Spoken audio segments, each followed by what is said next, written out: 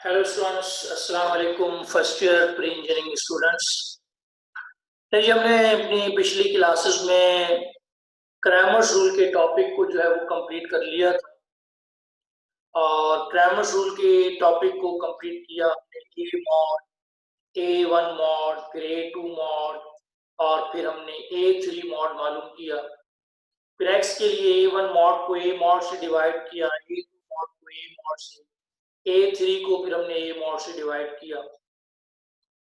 आज हम इक्वेशन को सॉल्व करने का एक और मेथड समझने जा रहे हैं, जिसे हम कहते हैं मैट्रिक्स मेथड।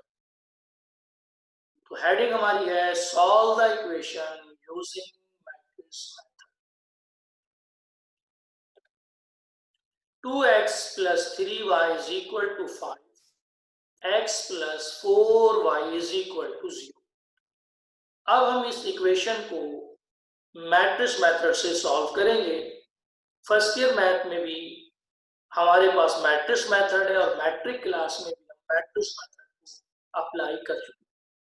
पहले हम ऐसी इक्वेशन पर मैट्रिक्स मेथड अप्लाई करेंगे जिसमें दो वेरिएबल है, एक x और एक y। नाउ इन सॉल्यूशन यहां पर हम तीन मैट्रिसेस बनाएंगे। पहला मैट्रिक्स हम A बनाएंगे जिसमें 2, 3, 1 और 4, 2, 3 और 1, 4 को लिखेंगे। फिर हम एक और मैट्रिक्स कैपिटल X बनाएंगे जिसमें हम वेरिएबल x को एक दफा और वेरिएबल y को एक दफा लिखेंगे। लास्ट में हम एक मैट्रिक्स B बनाएंगे जिसमें हम 5 और 0 को लिखेंगे। इस तरीके से हम यहाँ पर तीन मैट्रिक्स बनाते हैं, A, X एंड B। क्या बनाते हैं? A, X and B। तो हमने यहाँ पर तीन मैट्रिक्स बना दिए, एक A, एक X और एक B।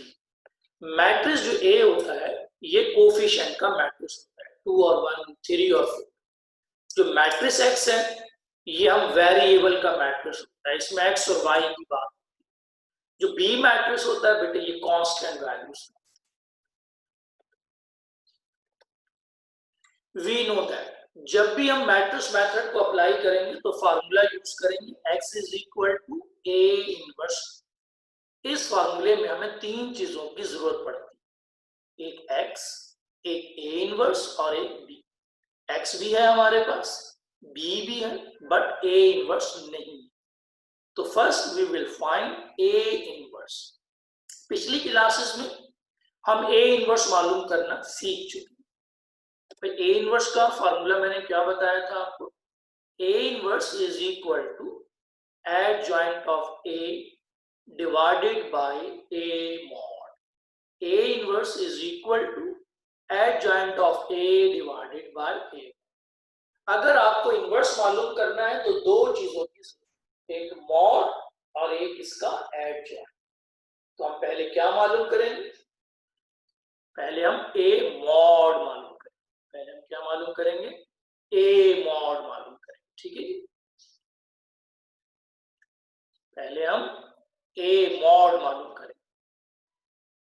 We have to find A mod.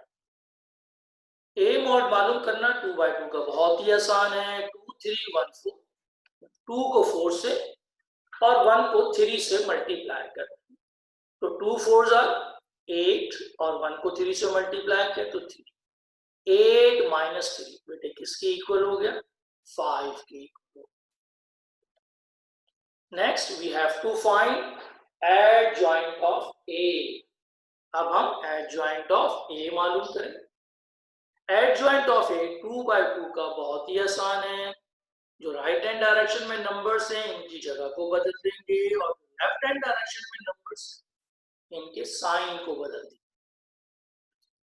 तो जो 2 और 4 है बेटे इसकी हमने जगह को बदल दिया और जो 3 और 1 है इसकी हमने साइन को चेंज कर दिया।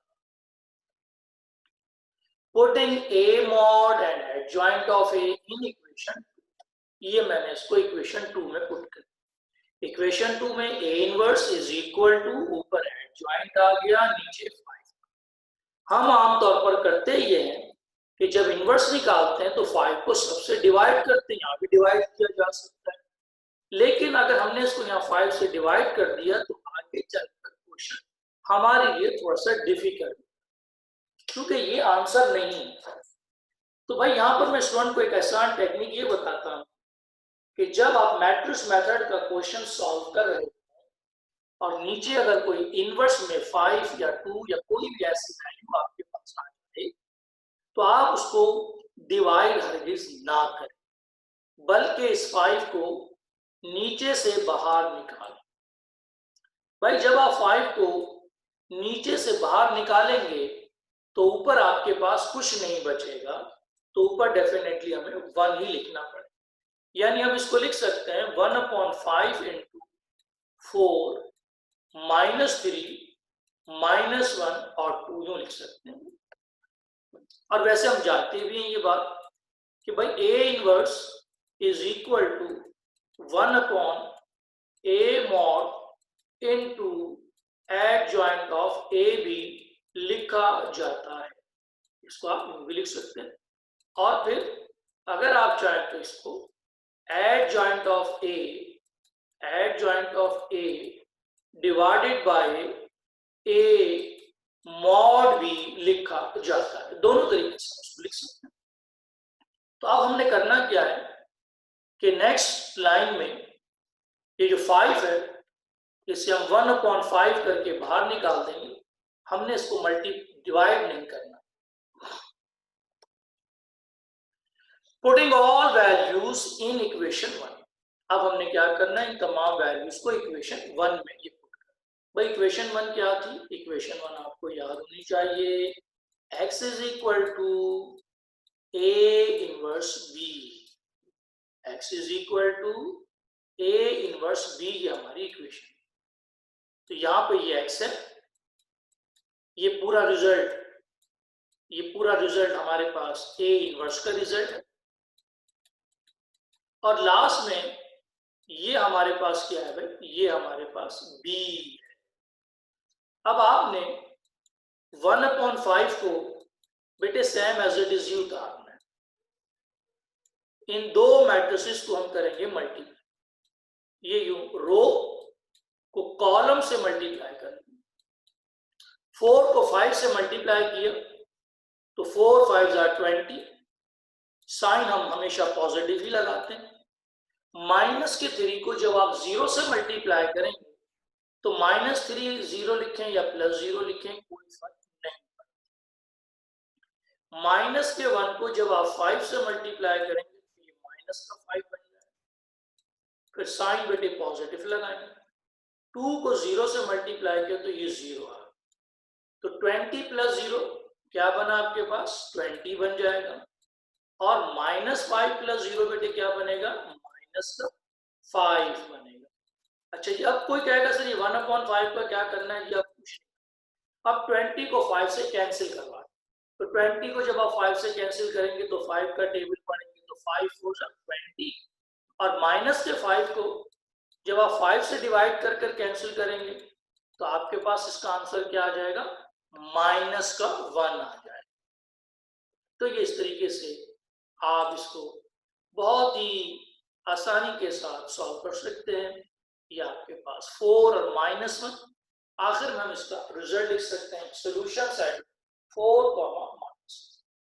आई होप कि तमाम स्टूडेंट ने इस बात को बहुत अच्छे से समझ लिया है। भाई ये वही मैट्रिक्स मेथड है जो हम मैट्रिक क्लास में भी पढ़ चुके हैं।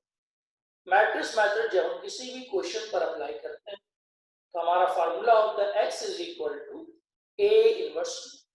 इसमें हमें x और b हमारे पास पहले से गिवन है। A इनवर्स मालूम करने के लिए हम फार्मूला यूज करते हैं, A inverse is equal to adjoint of A divided by A mod या 1/A mod into adjoint of. I hope कि आपने 2/2 जो ऐसी इक्वेशन जिसमें 2 वेरिएबल्स हैं उसके मेथड को समझ लिया है। अब हम आगे मूव करते हैं ऐसी इक्वेशंस की तरफ जिसमें 3 variables x y z x y z x y z। यहां पर भी इस क्वेश्चन पर अब हम मैट्रिक्स मेथड को अप्लाई करें। हमने इस क्वेश्चन पर क्रैमर रूल को भी अप्लाई किया है। अब हम इस क्वेश्चन पर मैट्रिक्स मेथड को अप्लाई करेंगे। मैट्रिक्स मेथड में यहां पर हम 3 मैट्रिसेस बनाएंगे, एक मैट्रिक्स ए बनाएंगे। क्या बनाएंगे? एक मैट्रिक्स ए बनाएंगे। भाई मैट्रिक्स ए कौन कौन से वेरिएबल का बनता है? आपको किसका बनता है? वेरिएबल का नहीं जी, कोफिशिएंट। जैसे यहाँ कोफिशिएंट 1 है, ये 1, फिर 2 और फिर 1, 1 2 1, नेक्स्ट में 2 -1 और फिर 1 1 और माइनस, ये 1 1 और ये -1 आपके पास। तो ये मैट्रिक्स ए आपके पास बन जाएगा। फिर मैट्रिक्स कौन सा बनाएंगे? एक्स बनाएंगे। भाई मैट्रिक्स एक्स में आपने क्या करना है? एक एक्स लिखना है, एक वाई लिखना है और एक जेड लिखना है। फिर एक मैट्रिक्स बी बनाएंगे। भाई मैट्रिक्स बी में क्या लिखना है? 8 3 और 0। तो इस तरह से आप यहां पर भी 3 मैट्रिसेस बनाएंगे। आपके सामने यह मैट्रिक्स ए आ गया, फिर मैट्रिक्स एक्स और फिर मैट्रिक्स बी। जब 3 मैट्रिसेस आपके पास बन गए तो नेक्स्ट लाइन में क्या लिखेंगे? We know that x is equal to A inverse B. क्या लिखेंगे? We know that x is equal to A inverse B, और उसे हम इक्वेशन 1 का नाम देंगे। इक्वेशन 1 की रिक्वायरमेंट में 3 चीजें शामिल हैं, एक x, एक a इनवर्स और एक b। x और b तो हमारे पास गिवन है, बट a इनवर्स निकालने के लिए हम यूज करेंगे adjoint of a divided bye b। भाई एडजॉइंट निकालना भी आप सीख चुके हैं और मॉड मालूम करना भी आप सीख चुके हैं, लेकिन ये जो मॉड है ये 3/3 का मॉड है और एडजॉइंट भी 3/3 का है। तो ये क्वेश्चन काफी बड़ा होता है कैलकुलेशन के अंदर, इसीलिए इसे लॉन्ग क्वेश्चन आंसर के पोर्शन में 8 मार्क्स के लिए पूछा जाता है, 8 नंबर के लिए इस क्वेश्चन को पूछा जाता है। तमाम स्टूडेंट इस बात को समझिए। लेकिन आगे चलते मॉड की तरफ। मॉड मालूम करना आप तमाम स्टूडेंट पिछली क्लासेस में सीख चुके हैं, मैं समझता हूँ कोई कंफ्यूजन नहीं होगी इंशाल्लाह आपको। We have to find A mod. क्या करना है जी? फर्स्ट एलिमेंट 1 को सेम एज इट इज उतारना है, 1 के कॉलम को और रो को छोड़ दें। जो 4 एलिमेंट्स आपके पास बचे -1 1 1, उसको आपने एक मॉड बना 2 वर्टिकल्स लाइन बना के लिखा। फिर हम नेगेटिव साइन खुद अप्लाई करते हैं। फिर सेकंड एलिमेंट हम 2 को सेम एज इट इज उतारेंगे और इस 2 के कॉलम को और 2 की रो को छोड़ दें। तो 2 1 1 -1, 2 1 1 -1। फिर हम पॉजिटिव साइन को लिखेंगे, फिर आपके पास 1 आ जाए। 1 को लिखने के बाद 1 के कॉलम को और 1 की रो को छोड़ दें, तो 4 एलिमेंट आपके पास बचे, 2 -1 1 और 1। अब आप इसको कैलकुलेट करेंगे। 1 का 1 सेम एज इट इज ही आएगा, -1 मल्टीप्लाई बाय -1 माइनस माइनस +1, और फिर साइन नेगेटिव लगा के 1 को 1 से मल्टीप्लाई करते हैं। मॉड में आपने सीखा हुआ ये 1 -1 -2 आपके पास आ जाएगा।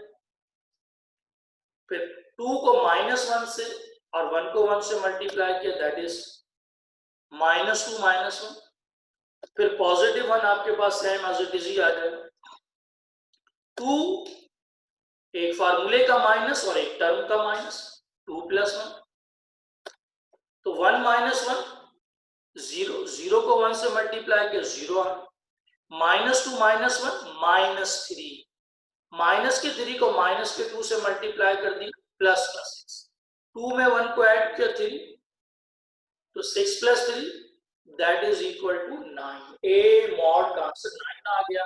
हम क्रैमर रूल में भी ए मॉड का रिजल्ट 9 मालूम कर चुके हैं, तो इसमें कोई भी कंफ्यूजन आपको नहीं होगी, क्योंकि मॉड मालूम करना हम पिछली क्लासेस में सीख चुके हैं।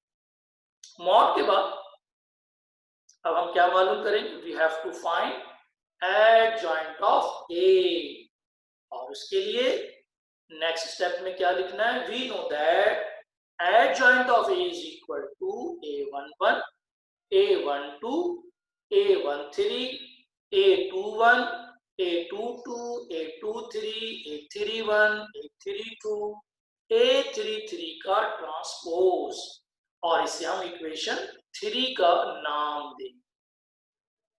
अब आपने नेक्स्ट लाइन में नाउ लिखकर a11 मालूम करना, नाउ लिखकर a11 मालूम करना है, और आप सीख चुके हैं a11 कैसे मालूम करते हैं।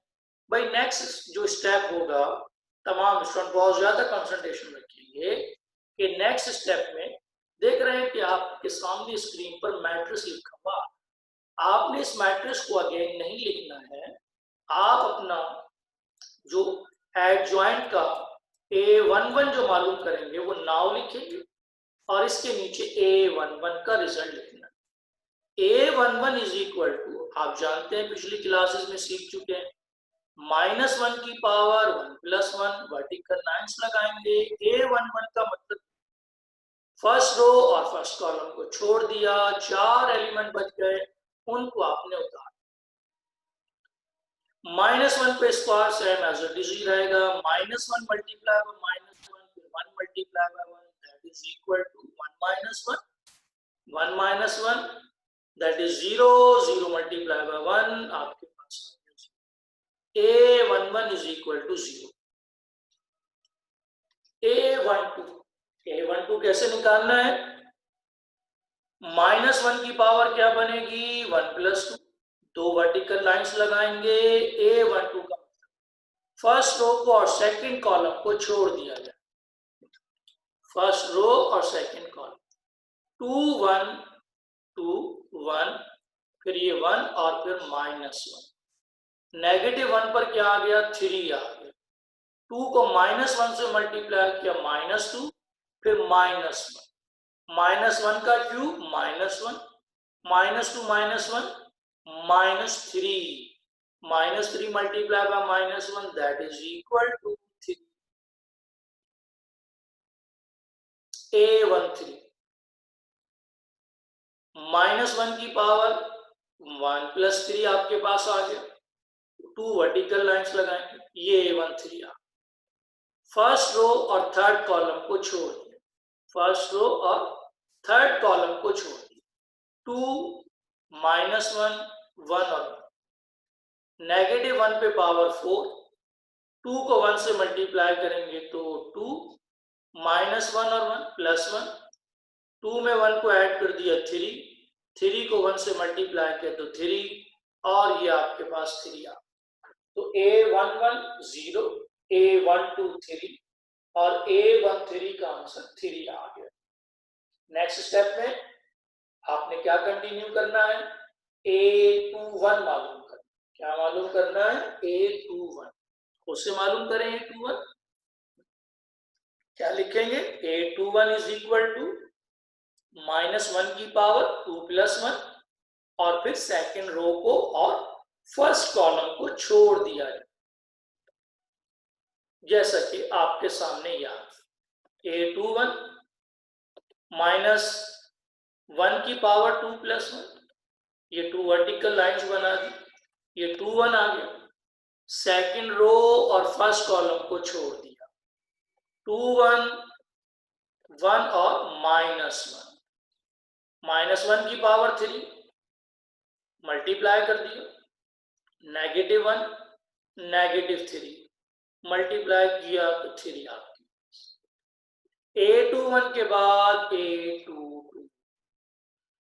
a22 कैसे निकालते हैं, -1 पे पावर 2 + 2, जो 2 यहाँ पे है वही 2 + 2 होगा, 2 वर्टिकल लाइंस बनाएंगे, और 2 2 का मतलब है सेकंड रो और सेकंड कॉलम को छोड़ दिया, 1 1 1 और -1, -1 पे power 4, 1 multiply by -1 that is -1, 1 multiply by 1 is 1, -1 की पावर 4 का मतलब 1 है, -1 -2 मल्टीप्लाई किया तो -a23 -1 की power 2 + 3 two vertical lines. Second row और थर्ड कॉलम को छोड़ देंगे तो सेकंड रो थर्ड कॉलम 1 2 1 1 -1 पे पावर 2 + 3 5 1 और -2 -1 दैट इज इक्वल टू। तो इस तरह से आपने a21 भी मालूम किया, a22 मालूम किया और a23 मालूम कर लिया। अब आप क्या मालूम करेंगे, क्या फाइंड आउट करना है, a31 इज इक्वल टू -1 की पावर 3 + 1 2 वर्टिकल लाइंस बनाएंगे। थर्ड रो को और फर्स्ट कॉलम को छोड़ दिया जाए, जैसा कि यहाँ हर स्लाइड पर आपको मैट्रिक्स लिखा हुआ नजर आता है, आपने इसको बार बार नहीं लिखना, आपको समझाने के लिए लिखता हूं ताकि आपको कंसेप्ट बन जाए। a31 third row first column को छोड़ दें, 2 1 -1 -1 की power 4 2 multiply by +1 that is equal to 3। Now get 3 a32 में -1 की पावर बनेगी 3 + 2 दो वर्टिकल लाइंस बनाएंगे, ये 3 2 थर्ड रो और सेकंड कॉलम को छोड़ देंगे 1 1 2 और ये -1 पे पावर 5 1 मल्टीप्लाई बाय 1 इज 1 और 1 -2 दैट इज -1 मल्टीप्लाई किया तो आपके पास 1 आ गया। a33 में -1 की पावर 3 + 3 दो वर्टिकल लाइंस लगा दी, थर्ड रो और थर्ड कॉलम को छोड़ दें 1 2 2 -1 की पावर 6 -1 -4 और ये आपके पास रिजल्ट आ गया माइनस। तो a31 a32 एंड a33 इस तरीके से हमने a11 a12 a13 a21 a22 23 31 32 और 33। अब आपने क्या करना है, इन तमाम वैल्यूज को कहां पुट करना है, इक्वेशन 3 में। तो इक्वेशन 1 क्या है, x is equal to a inverse b। Equation 2 क्या है, a inverse is equal to adjoint of a divided by a mod। Equation 3 क्या है, adjoint of a is equal to a11 a12 a13 a21 a22 23 31 32 33 का transpose. Putting all values in equation 3, ये हमने values को a11 a12 a13 फिर 21 22 23 31 32 33। Next step में transpose.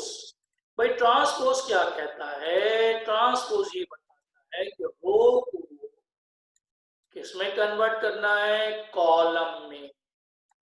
First row को first column बना दिया, सेकंड रो को सेकंड कॉलम बना दिया, थर्ड रो को थर्ड कॉलम में कन्वर्ट कर दिया। ये आपका बन गया क्या, एडजॉइंट ऑफ ए बन गया। अब एडजॉइंट का रिजल्ट भी हमने मालूम कर लिया, ये एडजॉइंट का रिजल्ट आपके सामने लिखा हुआ है। और बेटे ए मॉड का रिजल्ट हमने पहले ही मालूम कर लिया था, जो कि 9। अब मॉड और एडजॉइंट का रिजल्ट हम कहां पुट करेंगे, इक्वेशन 2 में पुट करेंगे। इक्वेशन 2 क्या है जी, a inverse is equal to adjoint of a divided by. अब 9 को आपने डिवाइड नहीं करना, 9 को आपने 1/9 करके बाहर निकालना। अगर आप डिवाइड कर देंगे तो क्वेश्चन सॉल्व हो जाता है, लेकिन बहुत डिफिकल्ट हो जाए। आगे चल के मल्टीप्लिकेशन में बहुत ज्यादा परेशानी आपको हो जाएगी। इसीलिए हम यहाँ पे 9 को नीचे बाहर निकालते हैं और ऊपर 1/9 लिख लेते हैं। ये वही कंडीशन बन जाती है जिसे आप कहते हैं A inverse is equal to 1/A mod into adjoint of A। ये वो कंडीशन हम यहाँ पे बना लेते इस तरीके से। ये आपका A इनवर्स 1/A mod और इनटू एडजॉइंट ऑफ A की कंडीशन बन गई। नेक्स्ट स्टेप में अब आपने x इनवर्स और b को कहां पुट करना है? इक्वेशन 2 से पहले क्या थी? इक्वेशन 1। तो इक्वेशन 1 क्या थी? x is equal to a inverse b, यहां पुट करें। Putting all values in equation 1। ये x आ गया, ये इनवर्स है और इसके साथ b है। भाई 1/9 को आपने सेम एज इट इज उतारना, 1/9 को सेम एज इट इज लिखना है। अब ये आपके पास रो है और ये कॉलम। 0 को 8 से मल्टीप्लाई किया 0, साइन पॉजिटिव। 3 को 3 से मल्टीप्लाई किया 9 और 3 को 0 से मल्टीप्लाई किया तो ये 0। फिर 3 को 8 से मल्टीप्लाई किया 24, माइनस के 2 को 3 से मल्टीप्लाई किया -6, 1 को 0 से मल्टीप्लाई किया 0, 3 को 8 से मल्टीप्लाई किया 24, 1 को 3 से मल्टीप्लाई किया 3 और माइनस के 5 को 0 से मल्टीप्लाई किया 0। इस तरीके से आपने इसको सॉल्व करना है। ये आपके पास आ, यहाँ पे मैं इसको रेस करता हूं ताकि आप इसको अच्छे से जरा आपके सामने आ जाएगा पॉइंट्स।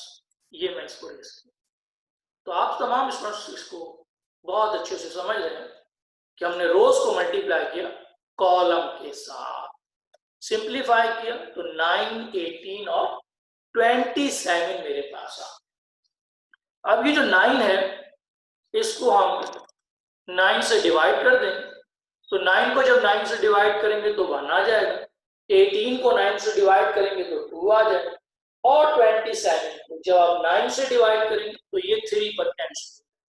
तो इस तरह से हमारे पास जो रिजल्ट बनता है, जो हमारा सोल्यूशन सेट बनता है वो बनता है 1, 2 और 3 बनता है। तो आई होप कि आपने मैट्रिक्स मेथड को बहुत ही अच्छे से आज की क्लास में समझ लिया है और हम इस बात को सीख चुके हैं कि हमारे पास इक्वेशन को सॉल्व करने के 2 मेथड हैं। एक मेथड को हम क्या कहते हैं जी? मैट्रिक्स मेथड कहते हैं और एक मेथड को हम क्या कहते हैं जी? क्रैमर्स रूल कहते हैं। एक मेथड क्रैमर्स रूल है और एक method matrix method. Cramer's rule और मैट्रिक्स मेथड। देखिए जी, बोर्ड के पेपर में हमेशा ये याद रखें, आपकी मर्जी नहीं होगी कि कौन सा मेथड अप्लाई करना है, वो आपको बताएगा लिखकर कि आपको मैट्रिक्स मेथड अप्लाई करना है या क्रैमर्स रूल को अप्लाई करना है। तो हमने आज की क्लास में 2 इक्वेशन जिसमें x और y था उस पर भी मैट्रिक्स मेथड अप्लाई किया और आज ही की क्लास में हमने एक ऐसी इक्वेशन पर भी मैट्रिक्स मेथड अप्लाई किया जिसमें 3 वेरिएबल मौजूद थे, एक x, एक y और एक z। जब मैं आपसे कहूं कि भाई क्रैमर्स रूल लगाएं तो आपके जहन में a मॉड, a1 मॉड और a2 मॉड आना चाहिए। जब आपसे कहा जाए कि आप क्वेश्चन में मैट्रिक्स मेथड अप्लाई करें तो आपके माइंड में x is equal to a inverse b आना चाहिए। तो आई होप कि आज का लेक्चर आपको बहुत अच्छे से समझ में आ गया है। आज की क्लास को हम यहीं पर ऑफ कर रहे हैं। इंशाल्लाह नेक्स्ट क्लास में इसी जो क्वेश्चंस हैं मैट्रिक्स मेथड के, इसी को हम आगे और बढ़ाएंगे और इसी का एक क्वेश्चन और हम नेक्स्ट क्लास में सॉल्व करेंगे। तमाम स्टूडेंट्स को मेरी तरफ से अल्लाह हाफिज।